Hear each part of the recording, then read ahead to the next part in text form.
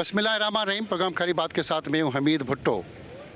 इस वक्त में कच्चे के इलाके घोटकी पुल, कंदकोट के करीब जो घोटकी पुल जाती है, यहाँ पुल बन रही है, उसके काम हो रहे हैं और रेंजर्स के जवान यहाँ पे अपनी खिदमात इस मुल्क और कौम और धरती के लिए सरअंजाम दे रहे हैं।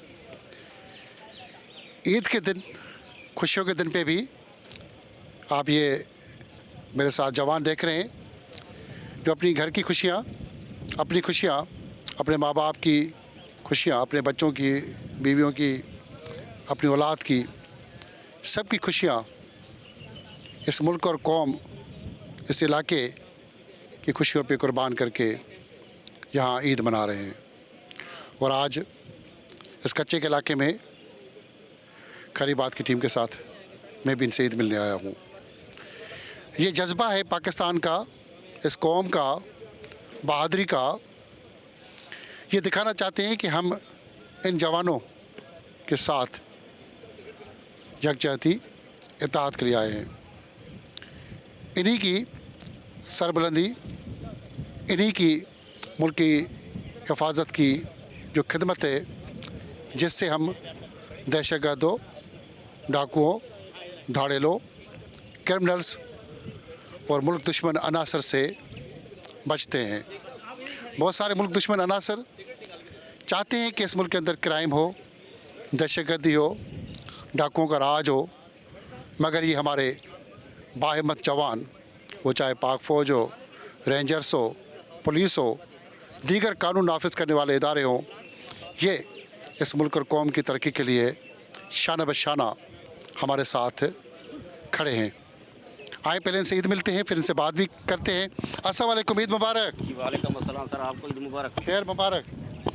आप इस वक्त घोटकी में जी सर खड़े हैं। यहाँ पर सर ये घोटकी, क्या कहेंगे, यहाँ पे संदुकमत पुल भी बना रही है, आप इस वीरान इलाके में खिदमत दे रहे हैं। ईद का दिन भी है, खुशियों का दिन सर, और आप हथियार ताने दुश्मनों का मुकाबला करने के लिए खड़े हैं। क्या कहेंगे सर? हमने इस मुल्क और इस कौम के लिए ईदें जो कुछ है, अपनी जान और माल, हर चीज़ की और हर चीज़ को कुर्बान कर दिया इस कौम के लिए, और इसकी कसम उठाई हुई है इस धरती के लिए। यहाँ पर कोई भी, ये तो घोटकी पुल बन रहा है, या मुल्क के किसी कोने में भी कोई नकल हरकत होगी, गैर कानूनी काम होगा, तो हम अपनी जान हाथ पर रख के इसके लिए हर वक्त तैयार रहेंगे और तैयार हैं। और ये पुल जो बन रहा है यहाँ पर, इनकी सिक्योरिटी के लिए जो गैर कानूनी बंदे, जो दहशतगर्द या इस किस्म के बंदे जो बंदे को अगवा करते हैं, या इन मज़दूरों की, इन गाड़ियों की हिफाजत के लिए हम यहाँ पर मामूर हैं। यहाँ पर कोई भी ऐसे काम होगा उसका फ़ौरन जवाब देंगे और अपने बाला कमांडर को भी इसका बताएंगे। इसी पे हमारी ड्यूटी है। ये तो घोटकी पुल है, लेकिन पूरे सिंध और पूरे पाकिस्तान के लिए हम तैयार हर वक्त। आपकी इस सिक्योरिटी के इंतज़ाम संभालने से जी सर, अगवाकार जो अगवा करते हैं, जी उसमें कमी आई है या मज़ीद इजाफा हुआ है? यहाँ पर सर इस किस्म का अभी कोई बंदा हमें नज़र नहीं आता। पहले इस किस्म की कोई बातें हम सुन रहे थे, लेकिन अभी यहाँ पर नज़दीक हम रोज़ कोई बंदा सर इस किस्म की, इस एरिया में जहाँ पर हमारी ड्यूटी है, कोई बंदा नज़दीक नहीं आ रहा। अगवाकार बंदा, इस किस्म का बंदा यहाँ पे इस खौफ से नहीं आ रहा। जो डाकू थे फिर कहाँ गए? डाकू सर कहीं और पास से निकल गए होंगे, लेकिन इस यहाँ हम जहाँ ड्यूटी पुल की जो कर रहे हैं ना, जो पुल की हिफाजत के लिए, उस पुल के काम में कोई रुकावट नहीं आ रही है। कोई हमले भी हुए डाकुओं के यहाँ पे पहले सर कोई हवाई फायरिंग दूर से दाएं की होगी, लेकिन नज़दीक ना आया, ना भी आएंगे इंशाल्लाह। अब कोई हवाई फायर करेगा तो क्या करेंगे? हम इसका पूरा जवाब देंगे जो हक बनता है इसका सर। हमारे साथ ईद मुबारक। खैर मुबारक। कहाँ से आप? असल मैं खैबर एजेंसी से हूँ सर। खैबर एजेंसी से? जी सर। क्या कहेंगे, आप यहाँ पे सिक्योरिटी के इंतजाम संभाल रहे हैं कच्चे के इलाके में, घोटकी पुल के करीब कच्चा के इलाका, क्या कहेंगे, क्या आपका जज्बात है? सर हमारा जो कच्चे के पुल, घोटकी पुल पर ड्यूटी है सर। पहले यहाँ बहुत मसले मसाइल होते, जब से हम आए हुए यहाँ तो कोई मसला मसाइल नहीं होता। और जब तक हमारा पाकिस्तान रेंजर्स सिंध का जो भी जवान जहाँ भी हो, कोई भी किसी भी का जुर्रत नहीं है कि वो वहाँ आके कोई गलत काम करे। सर हम इंशाल्लाह हमेशा तक, जब तक साव हमारे अंदर, हम इनके साथ जो भी मुखालिफत करते हैं, कोई गैर कानूनी काम करते तो उनके साथ हम लड़ेंगे। हम लड़ेंगे, जो भी गैर कानूनी काम करेगा, इस मुल्क के अंदर दहशतगर्दी करेगा, चाहे डाकू होगा, क्रिमिनल होगा, हम लड़ेंगे। तो आप क्या कहना है? मेरा भी यही कहना है सर कि हम इंशाल्लाह लड़ेंगे, हम उनके साथ लड़ेंगे। और अपनी आवाम को मैं एक पैगाम देना चाहूँगा कि जब तक इंशाअल्लाह हमारी ये फ़ोर्सें अपनी आवाम के दिफा के लिए खड़ी हैं, तो हम आवाम से अल्तमास करेंगे कि वो अपनी दुआओं में हमें याद रखें। तलाल साहब, हम इस वक्त घोटकी पुल के पास मौजूद हैं। आप विंग कमांडर हैं यहाँ पे।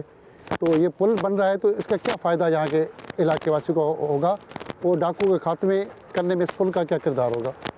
इस पुल के तो बहुत से फ़ायदे हैं। उसमें सबसे पहले तो इसकी कनेक्टिविटी है डेवलप्ड एरिया के से। नाज़रीन, आप देख रहे हैं कि यहाँ पे जवान यहाँ पे रहते भी हैं और इनकी चौकी है और यहाँ पे एक छोटी सी मुश्किल ज़िंदगी गुजारते हैं। आप देख रहे हैं कि कितनी मुश्किल से यहाँ पे जवान अपनी खिदमत को सरअंजाम दे रहे हैं। मैं और कर्नल तलाल साहब यहाँ पे ऊपर जा रहे हैं जवानों से ईद मिलने के लिए, और आप देखिए, महसूस करें कि कितनी मुश्किलात से यहाँ पे इस चौकी पे हम आए। तलाल साहब, हम यहाँ पे चौकी पे खड़े हैं और बड़ी मुश्किल से ऊपर आए हैं चौकी पे।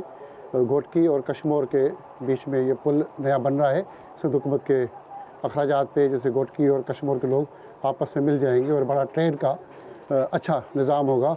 कश्मोर और घोटकी वैसे ही बड़ा ज़राअत के हवाले से बड़ा अहम और मादनियात से लेके बड़ी माला माल है। इसको किसकी नज़र लग गई? आप क्या समझते हैं कि ये डाकू क्रिमिनल्स आ चुके हैं, किसकी नज़र लगी? जो क्राइम का इंडेक्स तो यहाँ पे किसी ख़ास को उसमें पीरियड में कहा नहीं जा सकता कि इसमें पीरियड में बढ़ गया। ये तो एक फिनोमेना था जो जिस तरह मैंने पहले आपसे बताया था कि कच्चे की डेवलपमेंट ओवर द ईयर्स कैसे हुई। हाँ, अभी इसमें वजूहात जो हैं वो हम डिस्कस बहुत सी वजूहात हैं कर चुके हैं ऑलरेडी, लेकिन अभी प्रोग्रेशन की तरफ जा रहे हैं। बुनियादी वजूहात क्या देख रहे हैं आप? Lack of development, lack of education, और फिर कुछ और भी वजूहात हैं। अभी हम उनको है इम्प्रूवमेंट की तरफ लेके जा रहे हैं, लेकिन मेन दो वजूहात जो हैं वो डेवलपमेंट ऑफ। हालिया ये देखा गया है कि पहले औरतों की आवाज़ में लोगों को झांसे में बुलाया जाता था, अब और बहुत सारी वजूहात सामने आ चुकी है जिससे लोगों को बुलाया जा रहा है। कभी वीज़ा, कभी और, कभी गाड़ी, कभी लालच, कभी ये सामान, कभी ईरान का सामान सस्ते में। लोगों को बार बार आप बाकी इदारे सब मीडिया भी बता रही है कि कंदक और कश्मोर या घोटकी जहाँ पे कच्चे का इलाका है, तो वहाँ पे किसी झांसे में ना आए। तो उस सारे जहाँ से किस किस तरह के नए तरीके मुतारफ़ कराए जा रहे हैं। और सोशल मीडिया पे तो आए दिन ऐड भी चलते हैं, तो उन सोशल मीडिया को तो पकड़ना लोगों को आसान है। तो क्या प्लानिंग है आपकी? जब हमने यहाँ पे ऑपरेशंस का आगाज़ किया तो जो क्रिमिनल एलिमेंट्स हैं उनके लिए जो क्राइम की स्पेस है वो काफ़ी कम हो गई, रिस्ट्रिक्ट हो गई। तो उन्होंने फिर टाइम इवॉल्व किया और टेक्नोलॉजी का इस्तेमाल किया और फिर हनी ट्रैप की तरफ आ गए। इसमें मैं आवाम से ये कहना चाहूँगा कि किसी भी किस्म के सोशल मीडिया के ऊपर इंसेंटिव्स को अचीव करने से पहले बेहतर है कि उसको कंफर्म कर लें। सोशल मीडिया पे तो बड़े बड़े यहाँ के इलाके के ऐड भी चलते हैं, मुख्तलिफ कारोबार के हवाले से, नौकरियों बेचने से लोग यहाँ पे आके पैसे भी लेके आते हैं।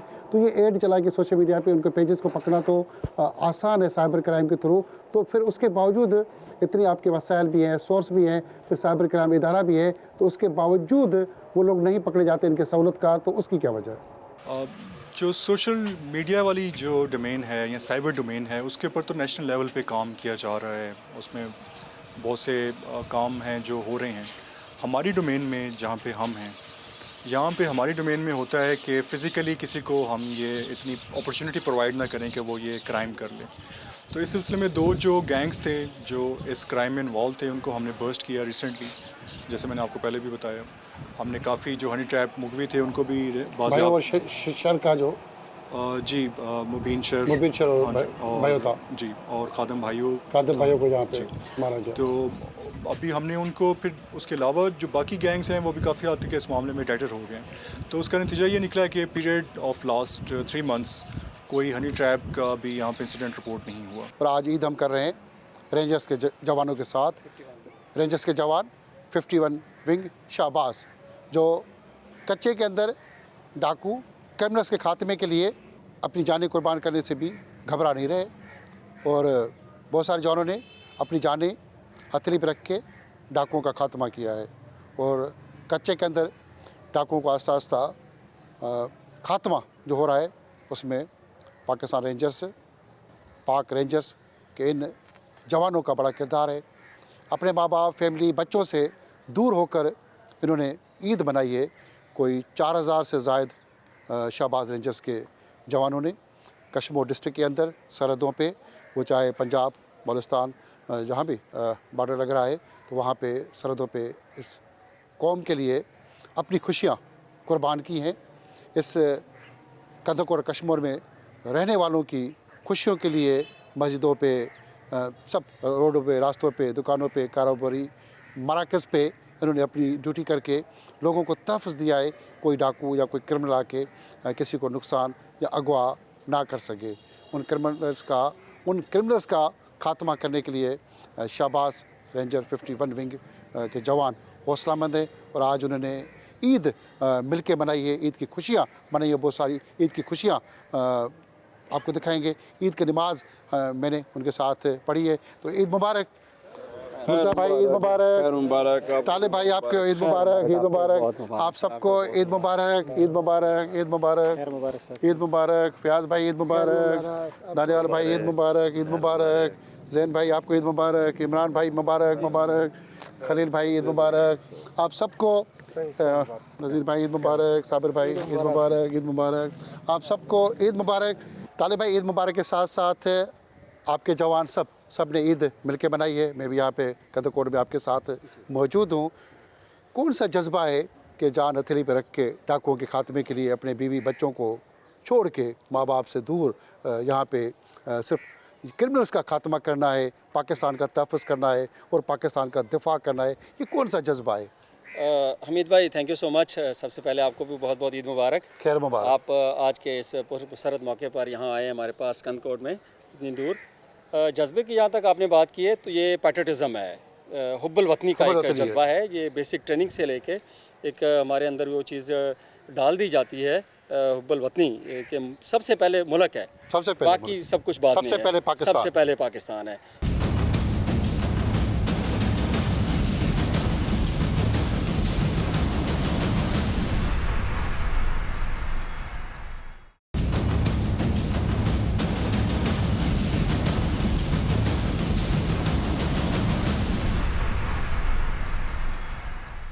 ईद पे खुशियाँ सब आपस में मिलके मना रहे हैं। जब डाकुओं को मारते हैं, डाकुओं को पकड़ते हैं, क्या उस दिन भी आपकी ईद होती है? मैं आपका शुक्रगुजार हूँ कि आपने अपना कीमती टाइम निकाल के हमें मौका दिया, हमारे साथ ईद आपने सेलिब्रेट की। जहाँ तक डाकुओं का तल्लक है तो हमारा मिशन है पाकिस्तान की सलामती के लिए, पाकिस्तान की बका के लिए, पाकिस्तान की हर एक इंच की हिफाजत के लिए हमने हलफ लिया हुआ है कि पाकिस्तान की आवाम को अपने जान माल की हिफाजत देना, अपने मुल्क की हिफाजत करना, गैर मुल्की अनासर का कलाकमा करना, ये सबसे पहले हमें एक विजन दिया जाता है। तो जब हम घर से दूर रहते हैं, ये मेरे तमाम सोल्जर जो हैं, ये इनकी बीवी बच्चे भी हैं, माँ बाप हैं, याद आती हैं, लेकिन उनसे ज़्यादा हमारा फरीज़ा है मुल्क व कौम की हिफाजत, अपने पीपल की हिफाजत, अपने एरिए की हिफाजत, अपने लोगों को स्क्योर करने का, कि ताकि वो पुरसकून होकर अपनी खुशियाँ सेलिब्रेट करें। कितने अरसे से यहाँ पे और बच्चों से, फैमिली से दूर होकर ईद भी आपने कदरकोट में मनाई? बच्चों की कॉल आई थी मुझे कि पापा हमारे साथ ईद करें, तो मैंने कहा बेटा अभी हमारे साथ दोस्त जो हैं वो गए हैं, वो इस मरतबा वो ईद करेंगे, अगली ईद पे मैं आपके साथ हूँगा और इंशाल्लाह हम खुशियाँ मनाएंगे। यहाँ के इलाके के जो बासी हैं उनके तहफ़्फ़ुज़ के लिए तो कौन सा जज्बा है कि पानी खाना पीना छोड़ के, अपनी सहूलियात छोड़ के कच्चे में आप डाकुओं के पीछे मुकाबले के लिए लगे रहे, तो क्या जज्बा है? हमारी वजह से अगर हम खुश रह सकती है तो ऐसी ईदें हम उनके ऊपर बहुत सारी कुर्बान कर सकते हैं। फाजिल भाई, जो लोग अक्सर लालच में फंस जाते हैं, तो किस तरह आप देखते हैं कि लोग लालच में फंसते हैं और आप लोग किस तरह उनको बचाने की काम करते हैं?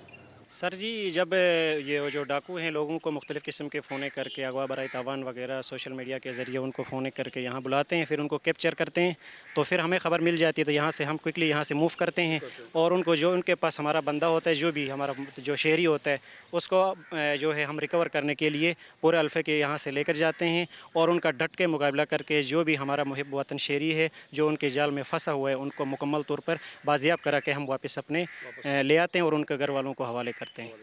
डाकुओं को मारने के बाद किस तरह महसूस होता है आपको? हमें बहुत जोश महसूस होता है, हमें कोई गम फिक्र नहीं होता, टेंशन नहीं होता, हम खुशी के साथ उसको ख़त्म करना चाहते हैं, क्योंकि मकसद है कि जिसका घर उजाड़ते हैं ना, हम उसके घर उजाड़ने की पहले कोशिश करते हैं। डाकुओं के खात्मे के लिए जैसे सुना आपने कि जब डाकू को मारते हैं, जब पकड़ते हैं, तो हमारा जोश बढ़ता है पाकिस्तान के लिए, जज्बा बढ़ता है पाकिस्तान के लिए, और यही जज्बा है कि हमारे पाक फ़ौज के जवान इसी जज्बे के साथ अपनी जानें भी कुर्बान करते हैं।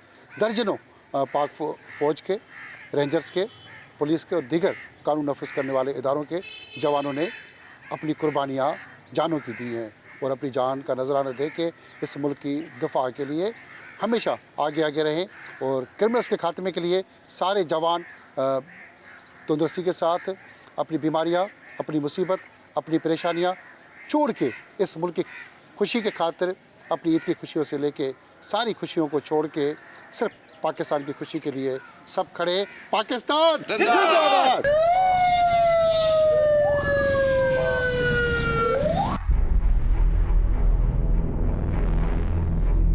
इस वक्त मैं मौजूद हूँ कंदकोट के कच्चे के इलाके। आप पीछे मेरे देख रहे हैं कच्चे का इलाका। यहाँ पे नोग एरिया सब्जोई और जागरानीस की एक इलाका है। यहाँ पे मशहूर है ये, पीछे मेरे देख रहे हैं पस मंज़र में। यहाँ पे मुख्तलिफ डाकू राज करते हैं और ये आपस में इनका कबायली सब्जोई और जागरानियों का झगड़े भी होते हैं और आपस में इनके कबायली और ख़ानदानी दुश्मनी की वजह से वो डाकू भी बन गए। जहाँ उनकी इलाके के अंदर मुख्तलिफ जो ज़्यादातर डाकू बने हैं वो अपने ख़ानदानी या कबायली झगड़े या ज़मीन पे कब्ज़ा या किसी औरत की बात पे झगड़ा हो गया है और उसके बाद वो क्रिमिनल बन जाते हैं। यहाँ पे इस तरह के बहुत सारे इलाके मौजूद हैं। यहाँ पे जो अगर नीचे उतर के जाएंगे तो पता नहीं पीछे झाड़ियों में कोई भी छुपा हुआ मौजूद हो सकता है। यहाँ पे रिस्क वाली जगह मौजूद है डाकुओं के हवाले से। बहुत सारे डाकू ये समझते हैं कि हम डाकू बनकर कोई आला इज़्ज़त वाला काम कर रहे हैं। अगर उनको कोई डाकू बनाने में किरदार अदा कर रहा है वो भी आला किरदार नहीं है। आला किरदार वो है जो अपनी धरती, मुल्क और कौम की खिदमत करे और पाकिस्तान इस धरती के खित्ते के लिए अमन कायम करे। हम समझते हैं वो आला किरदार है। पाकिस्तान जिंदाबाद। तरफ से फायरिंग का आप देख रहे हैं, हर तरफ से गोलियों की ये देखें जी, दोनों तरफ से मुकाबला शुरू हो चुका है। आपके ये देख रहे हैं कि इस वक्त मुकाबला हो चुका है और हमें अपने कैमरामैन समेत थोड़ा सा एहतियात करने की ज़रूरत है। और देखिए गोलियों की गनगनाहट आपने सुनी कि दोनों तरफ से इस वक्त गोलियाँ आज भी चली पड़ी हैं और ये गोलियों की जो गनगनाहट है तो मुकाबला इस वक्त भी चल रहा है। तो यकीनन ये मुकाबला भी किसी की जान ले सकता है। हम चाहते हैं किसी की भी जान ना ली जाए। इंसान की जान बड़ी कीमती है, चाहे वो किसी की भी हो। इंसान की जान बचनी चाहिए, मगर जो दहशतगर्दी या डाकू बनता है तो अपनी जान खुद बर्बाद करने पे तुला हुआ है।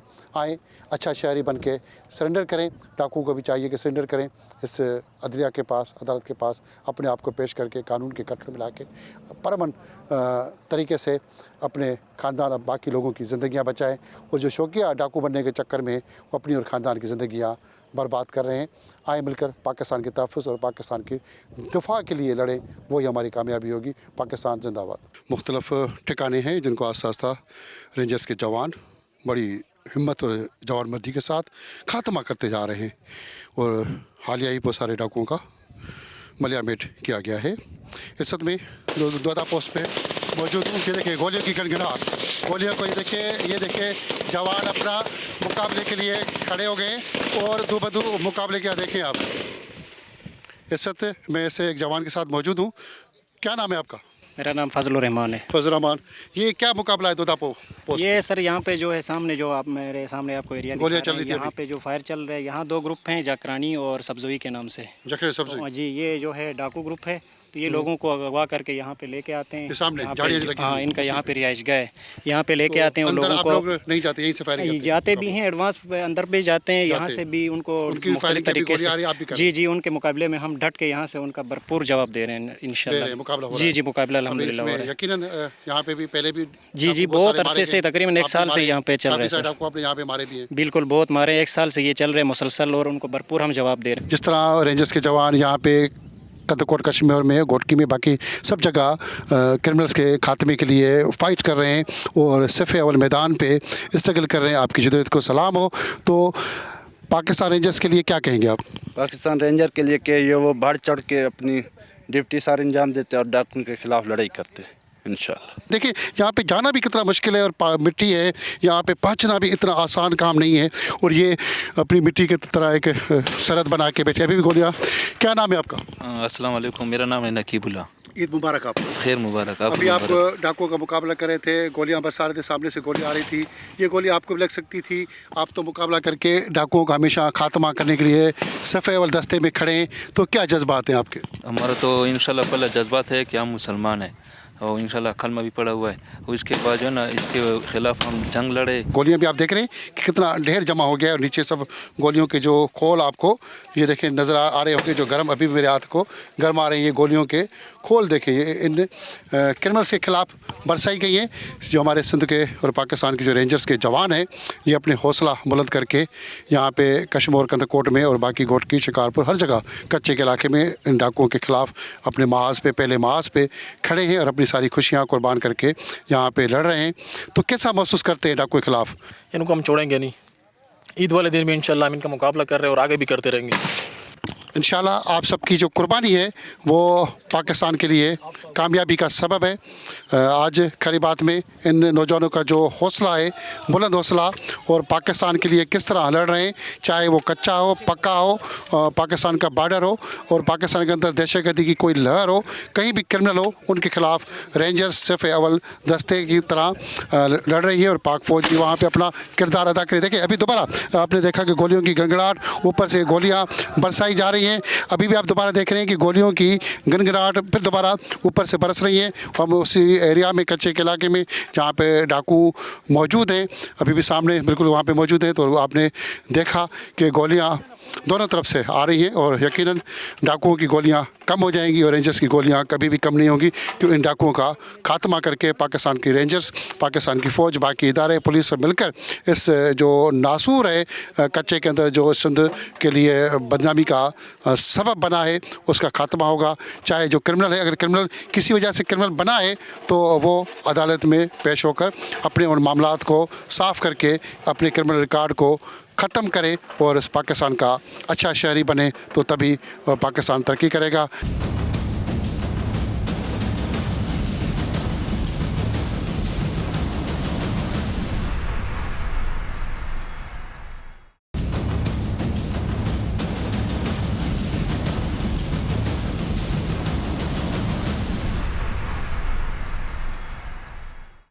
ये डाकू बहुत सारे रेंजर्स ने, बाकी इदारों ने मिलके मारे भी हैं, पकड़े भी हैं।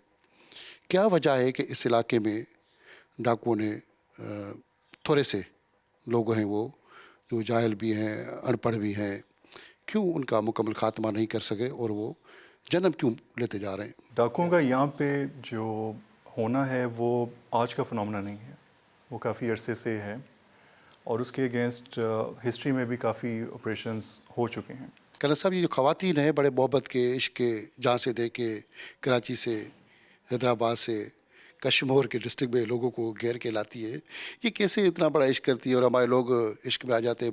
ये बेसिकली तो इंसान की कमज़ोरी का फ़ायदा उठाते हैं। वो कमज़ोरी अभी लालच कोई भी दे के उसमें एट टाइम्स जॉब का झांसा भी देते हैं, बाहर जाने के लिए भी झांसा दिया जाता है, शादी का भी दिया जाता है। तो उसमें फिर ये बेसिकली कोई एक जब आ जाता है तो उसी के फ़ोन कॉल से फिर बाकियों को फ़ोन कॉल्स ही करना शुरू कर देते हैं और बुलाना शुरू कर देते हैं वेरियस उनके पास, उनको इंसेंटिव्स दे के। उनको फिर बता दिया जाता है कि आप कश्मीर पे उतर जाइएगा, वहाँ से फ़लाँ शख्स आके आपको रिसीव कर लेगा, वो आपको हमारे पास ले आएगा। तो ये थ्रू फैसिलिटेशन ऑफ कोरियर्स फिर ये किया जाता है। वो अड्डे पे आके उतर जाते हैं, फिर उनको कॉल आती है कि फ़लाँ शख्स बाइक पे आपका वेट कर रहा है, आप उस पर उसके साथ आ जाएं। उसको फिर वो लेके अपने वो डंपिंग ग्राउंड्स में ले जाते हैं। हम जब फिर इस पर एक्शन करते हैं तो आम तौर पे को हमें इतलात मौसूल हो जाती हैं कि कोई दूसरी डिस्ट्रिक्ट से या सूबे से शख्स अड्डे पे आया है, तो उस पर हम आम तौर पे बस इसमें भी ऐलानात करा देते हैं कि अगर बाहर से कोई आए तो हमारे साथ ताउन करें। फिर जो गैंग्स हैं उनका हमें पता है किस जगह से वो ऑपरेट करते हैं, तो फिर इस तरह की कोई हमें इतला मिलती है कि उनके पास कोई है तो हम फिर ऑपरेशन करके भी आमतौर पे इनको वहाँ से बाजियाब करवा लेते हैं। तलाल साहब, आपके इलाके की बात करें, कश्मीर, कंदकोट और घोट की, ये खासकर जो बॉर्डर का एरिया है कच्चे का, इसमें कितने डाकू होंगे जिनको अभी तक हम पकड़ नहीं पा रहे? क्या तादाद है और उनमें तादाद दिन ब दिन बढ़ती क्यों जा रही है? शौकिया डाकू क्यों बनते जा रहे हैं काफ़ी सारे लोग? डाकू अगर बड़े गैंग्स की बात की जाए तो तकरीबन 15 से 16 बड़े गैंग्स हैं जो कश्मीर डिस्ट्रिक्ट के अंदर जो ऑपरेट कर रहे हैं। घोटकी के अलहदा हैं, शिकारपुर और हाँ जी, बाकी डिस्ट्रिक्ट्स की मैं बात नहीं कर रहा। जो कश्मीर इटसेल्फ डिस्ट्रिक्ट है, इसके तकरीबन 15 से 16 हैं जो बड़े हैं, और इसके अलावा 4 से 5 हैं जो छोटे गैंग्स जिन्हें हम कंसिडर करते हैं। बड़े गैंग से मुराद हमारी वो है जिनके पास को 15 से 20 के करीब एसोसिएट्स मौजूद हैं। बाकी क्रिमिनल एलिमेंट्स का यहाँ पे होना, उसमें क्राइम को ख़त्म करने के लिए डेवलपमेंट इम्पॉर्टेंट है, एजुकेशन इम्पॉर्टेंट है। तो ये सिर्फ नोशन लेना कि यहाँ पे सिर्फ डाकू ही हैं जो इस गैंग्स के साथ ही एसोसिएटेड हैं, सिर्फ वही क्राइम कर रहे हैं, ये थोड़ा गलत है। क्रिमिनल एलिमेंट्स हर जगह मौजूद होते हैं, वो डेवलप कंट्रीज़ के अंदर भी मौजूद हैं। क्राइम तो हर जगह है ही। आपको फील नहीं होता कि आपके बच्चे, बहन भाई, वालिद, माँ ईद पे सब साथ उनके साथ ईद करें और अपनी खुशियाँ उनके साथ मनाएं, इस कौम की खातिर अपनी खुशियाँ कुर्बान करते हुए कैसा महसूस करते हैं? थोड़ी आदत भी हो गई है अभी इतनी सर्विस के बाद। खैर इसमें यह है कि कॉज ज़्यादा इम्पॉर्टेंट है, तो फिर हमारे महकमे के अंदर भी, आर्मी के अंदर भी इस चीज़ की समझ है कि ये हमारी ड्यूटी है और ये इट कम्स फर्स्ट। आप एक इंसान भी हैं, बच्चे भी यकीनन आपको तंग करते होंगे कि बाबा आ जाए, तो उस वक्त क्या दुख होता है, खुशी होती है?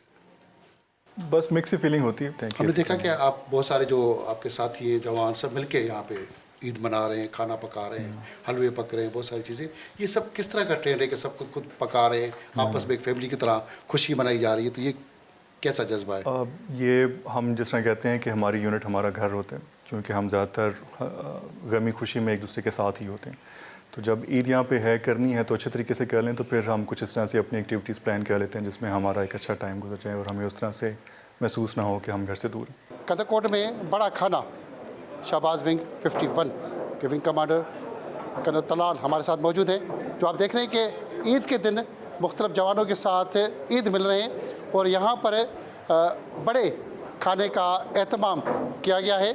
और बड़ा खाना रेंजर्स और पाक फ़ौज के अंदर एक ट्रेंड है और यहाँ इस तरह का खाना आज ईद के मौके पे हज़ारों जवानों के लिए किया गया है। कर्नल साहब, ईद का दिन, बड़ा खाना हज़ारों जवानों के लिए आपने रखा है और ये जवान जो कच्चे में डाकुओं के खात्मे के लिए भी, अपनी जानें कुर्बान करने के लिए भी, इस मुल्क के दफ़ा के लिए खड़े खड़े, उनके लिए आज ईद पे मुख्तलिफ़ किस्म के खाने के आपने एहतमाम किया है, तो ये क्या ट्रेंड है आपस में खुशी बांटने का? बड़ा खाना, बड़े खाना हमारी फ़ौजी रवायात का एक बड़ा अहम हिस्सा है। उसमें ये मुख्तलिफ़ मौके पे, जिसमें ईद भी है, 14 अगस्त भी है, 23 सितंबर भी है, उस पर भी होता है। हर जो नेशनल सिग्निफिकेंस के या रिलीजियस सिग्निफिकेंस के जो भी त्यौहार होते हैं, उसमें इट्स अ मीन कि जिसमें हम इकट्ठे मिल के सब खाना खा लें, उसको बड़ा खाना। क्या क्या पकवाया आज कर्नल साहब?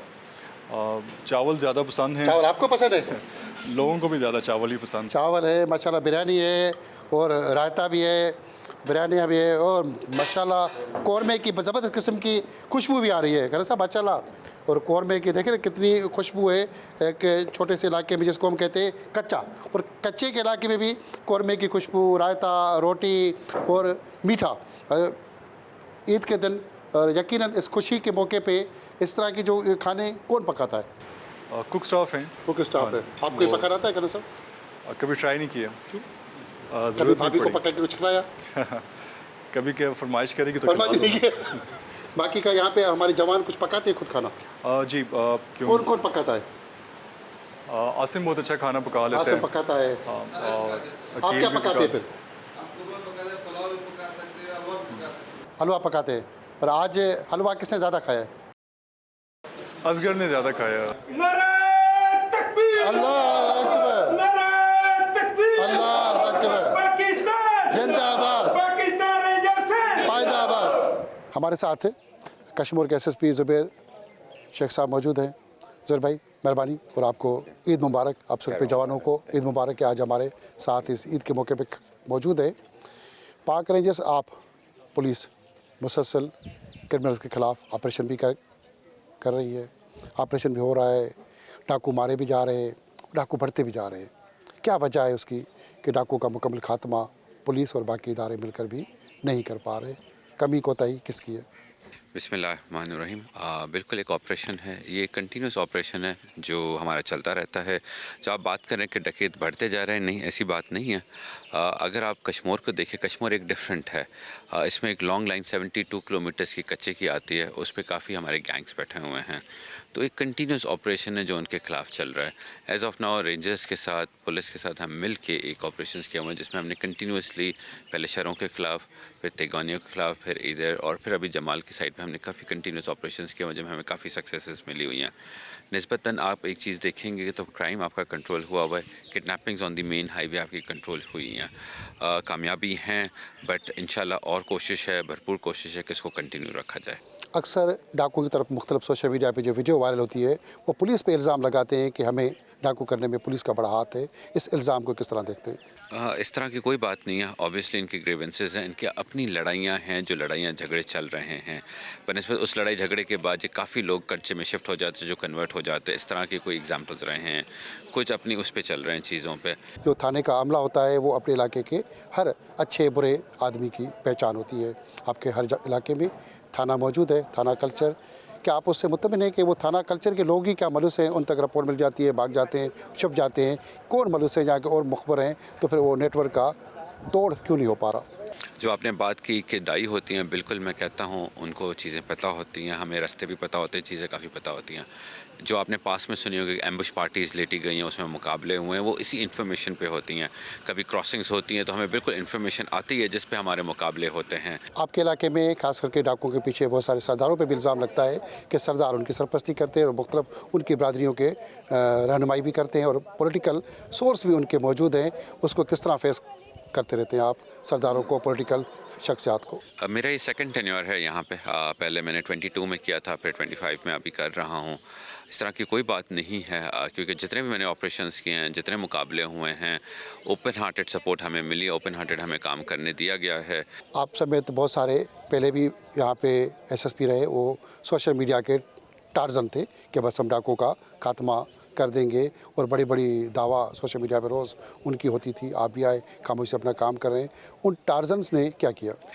इस पे मैं कमेंट नहीं करना चाहूँगा। पाक रेंजर कच्चे के डाकुओं के खात्मे के साथ साथ यहाँ के इलाके कश्मीर कंदकोट के लोगों की फ़िलाह बहबूद, वेलफेयर और बुनियादी सहूलियात के लिए भी काम कर रही है। यहाँ देख के बड़ी खुशी हुई कि ईद के दिन भी मेडिकल कैंप लगाई गई है और लोगों को सहूलियात दी जा रही है।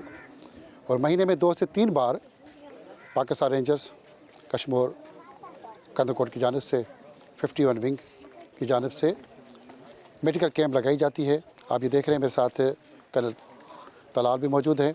सर, ये आपके मेडिकल कैंप जो लगा रहे हैं यहाँ पे, तो ये क्या आइडिया था कि यहाँ पे लोगों को मेडिकल की सहूलियात देने के हवाले से यहाँ पे अस्पताल है, सरकारी सब कुछ मौजूद है, उसके बावजूद आपकी तरफ से मेडिकल कैंप लगाया जा रहा है? एक्चुअली जो मेडिकल फैसिलिटीज़ अवेलेबल हैं वो ज़्यादातर सिटी सेंटर्स में हैं या इंडस हाईवे के साथ एसोसिएटेड हैं। हम आपने जिस तरह देखा काफ़ी डीप हैं इस टाइम पे मेजर सिटी से, तो इस तरह के जो एरियाज़ हैं, जो विलेजेस हैं, वो थोड़े निगलेक्ट रह जाते हैं मेडिकल फैसिलिटीज़ को लेके। कितने मरीज़ यहाँ पे आ जाते हैं? एवरेज तकरीबन 350 से 400 के अफराद करीब एक दिन के अंदर आ जाते हैं। यहाँ पे बुनियादी तौर पे जो दवाइयाँ पड़ी हैं, किस तरह की फौरी तौर पे आप लोग मरीज़ों को देते हैं? आजकल चूँकि वेदर चेंज हो रहा है तो ज़्यादातर वायरल है, खासतौर पे बच्चे उस पर ज़्यादा इफेक्ट होते हैं, तो इसलिए ज़्यादातर आप देख सकते हैं कि वो कफ के रिगार्डिंग और इन्फेक्शन के अगेंस्ट वाली जो मेडिसिन्स हैं। आप आखिरी पैगाम क्या देंगे लोगों को, यहाँ के खास करके अपने इलाके कंदकोट, कश्मीर, घोटकी के लोगों को, कच्चे के लोगों को, कि किस तरह अपने आप को बचा सकें और पाक रेंजर्स के साथ जुड़ के इस मुल्क और कौम की क्या खिदमत कर सकें? तो मैं ये कहूँगा कि अपने बच्चों को तालीम ज़रूर दीजिएगा और लाइन इन्फोर्समेंट एजेंसीज़ पे पूरा एतमाद रखें।